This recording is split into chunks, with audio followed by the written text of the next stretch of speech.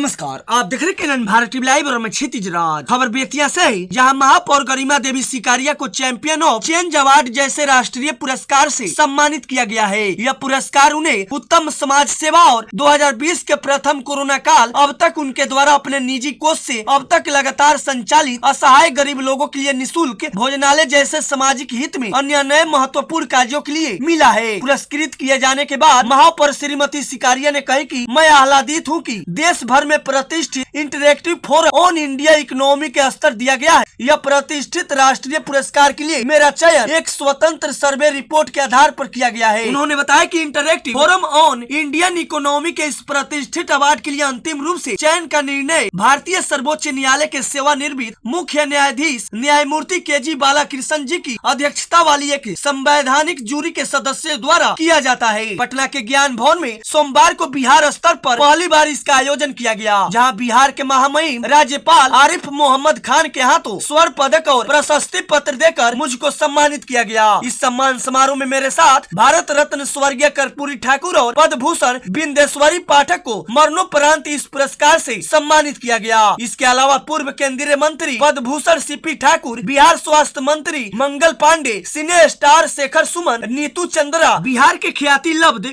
शिक्षाविद खान सर जैसी कुछ और विभिन्न क्षेत्र में सफलतम नामी गिरामी हस्तियों भी पुरस्कृत चेहरों में शामिल रही। महामहिम राज्यपाल के हाथों इस राष्ट्रीय पुरस्कार पाकर सम्मानित होने पर महापौर गरिमा देवी सिकारिया ने कही कि इस सम्मान को मैं बेतिया नगर निगम और संपूर्ण चंपारण के जनता जनार्दन के आशीर्वाद और स्नेह का फल मानती हूँ। श्रीमती सिकारिया ने कही कि इस उपलब्धि को वर्ष 2017 से अब तक लगातार बेतिया नगर निगम के जनता जनार्दन की निस्वार्थ सेवा का बड़ा प्रतिफल मानकर आजीवन आप सबकी सेवा का आशीर्वाद मानती हूँ।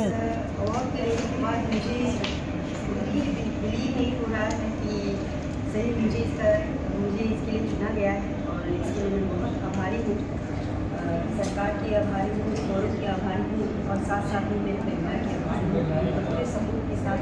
मैं आज कदम से कदम आगे बढ़ती जा रही हूँ और ये प्रेरणा है इस अवार्ड के माध्यम से।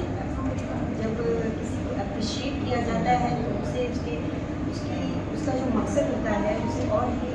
वाइड दिखाई देने लगता है। वही जिस तरीके से मैं ये सोचती हूँ कि मेरे लिए ये प्रेरणा है कि मुझे और आगे बढ़ना है और जिस क्षेत्र में मैं बढ़ रही हूँ